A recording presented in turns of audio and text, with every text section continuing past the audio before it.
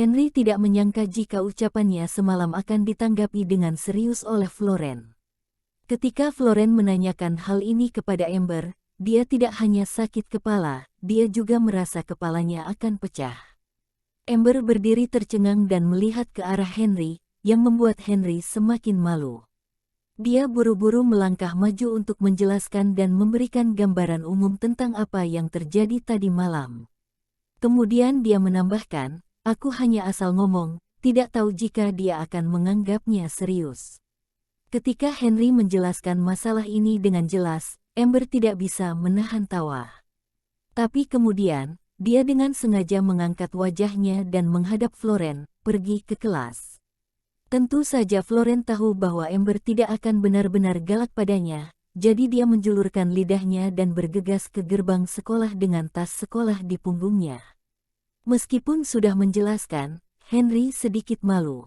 Ketika dia hendak mengatakan sesuatu yang lain, Amber melambai padanya sambil tersenyum dan memasuki sekolah di tengah sapaan siswa lain. Henry menghela napas lega berkat fakta bahwa Amber tidak keberatan. Pagi-pagi putrinya sudah membuatnya berkeringat dingin, sepertinya mulai sekarang dia harus lebih memperhatikan ucapannya.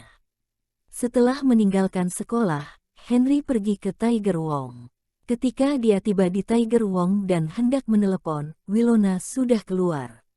Dia masih dengan setelan putih yang familiar, ditambah sepasang kacamata hitam yang serasi dengan bibirnya yang merah cerah, memancarkan aura tinggi dan dingin. Memasuki Passat dan duduk di co-driver, Winona menutup pintu dan berkata, "Ayo pergi." "Kemana harus pergi? Pasti ada tujuan bukan?" Ketika Henry bertanya, Winona melepas kacamata hitamnya dan menjawab, "Pergi pemotretan pernikahan dinasti." "Kemana?" Henry mengira dia salah dengar, sampai Winona mengulanginya lagi, dia bertanya dengan heran, "Untuk apa pergi ke sana?" Winona menjawab, "Tentu saja mengambil foto pernikahan. Menurutmu untuk apa kita pergi ke tempat seperti itu, menyapu kuburan?" Mendengar jawaban Winona, Henry bahkan lebih tercengang. Di pagi hari mereka pergi ke pemotretan pernikahan untuk mengambil foto pernikahan. Apakah dia masih belum terbangun? Lelucon apa ini? Aku tidak akan pergi. Tidak ada yang tahu apa yang Winona rencanakan. Henry tidak mau ambil foto pernikahan dengannya. Dia seekor iblis licik, jika tidak waspada akan bahaya, karena itu dia tidak akan setuju dengan ceroboh. Winona menurunkan kursi, lalu menyandarkan dirinya di kursi. "Ikut aku, kamu tidak perlu menjadi pengantin pria." Dia sudah mengatakan ini, Henry merasa dia bisa naik ke mobil, selama tidak menyusahkan dirinya. Selain itu, Winona memiliki reputasi, jadi jika dia mengatakan tidak akan membiarkannya menjadi pengantin pria, dia pasti tidak minta dia jadi pengantin pria. Henry sangat lega. Mobil melaju di jalan utama ke pemotretan pernikahan dinasti sesuai dengan navigasi. Dalam perjalanan, Henry bertanya kepada Winona yang sedang berbaring di kursi dengan mata tertutup, "Mengapa kamu mengambil foto pernikahan tiba-tiba?" Winona tidak menjawab. Melihat wajah tenangnya sepertinya dia tertidur. Karena dia menolak untuk berbicara, Henry tidak ingin menjadi orang yang penasaran, hanya mengantar Winona ke tujuannya. Pada pukul 9 pagi, pemotretan pernikahan dinasti baru saja dibuka. Mereka adalah pasangan pertama hari ini. Setidaknya resepsionis berpikir begitu, jadi dia menyambut Henry dan Winona ke ruang tamu. Sambil mengambil melihat contoh gaun pengantin dan daftar paket, resepsionis siap untuk berbicara dengan pasangan itu. Namun, tanpa menunggu dia mengatakan apa-apa, Winona melambaikan tangannya langsung. "Aku ingin yang tercepat, aku harus mengambil gambar di siang hari, uang dan kualitas bukan masalah, waktu paling penting. Yang penting bisa foto, jika tidak, aku akan pergi ke tempat lain." Resepsionis tercengang dengan apa yang dia katakan, meskipun dia memiliki pengalaman yang kaya di industri ini, dia belum pernah menemukan permintaan seperti itu. Tapi ketika Winona hendak pergi, dia segera kembali sadar, "Bisa, kita akan memenuhi permintaan dari para klien." Baru saat itulah Winona berhenti dan duduk kembali di kursi. Dari awal hingga akhir, Henry duduk di sofa sebelahnya dan melihatnya dengan bingung, tidak yakin apa yang dilakukan Winona.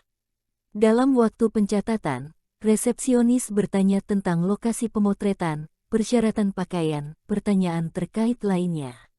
Winona tidak memiliki pendapat tentang masalah lain termasuk tempat pengambilan gambar, tapi dia memiliki persyaratan untuk pakaian. Kita melakukan pemotretan secara terbalik. Aku memakai pakaian pria, dia memakai pakaian wanita. Winona tampaknya khawatir bahwa deskripsinya tidak cukup akurat, jadi dia mengarahkan jari rampingnya ke Henry. Henry sangat terkejut dan segera berkata, "Tidak, bukankah kita sudah sepakat aku bukan pengantin pria?" Winona mengangguk dengan serius, "Betul, kamu adalah pengantin wanita." Ya Tuhan, dia benar-benar lengah. Henry segera melambaikan tangannya dan menolak, "Tidak, tidak, aku bahkan tidak mau menjadi pengantin pria, apalagi wanita, lupakan saja."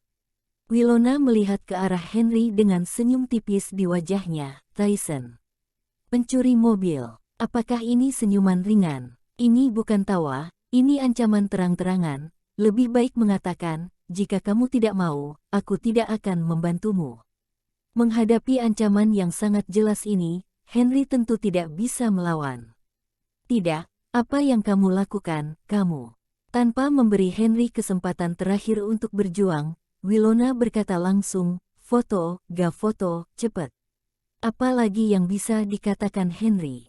Sekarang dia mengandalkan Winona untuk menemukan petunjuk, jadi dia hanya bisa menyetujui keinginannya, foto.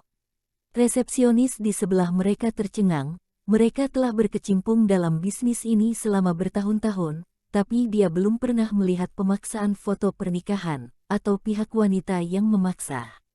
Tapi baginya, selama pelanggan membayar, itu sama saja, tidak melanggar hukum untuk memaksa foto pernikahan.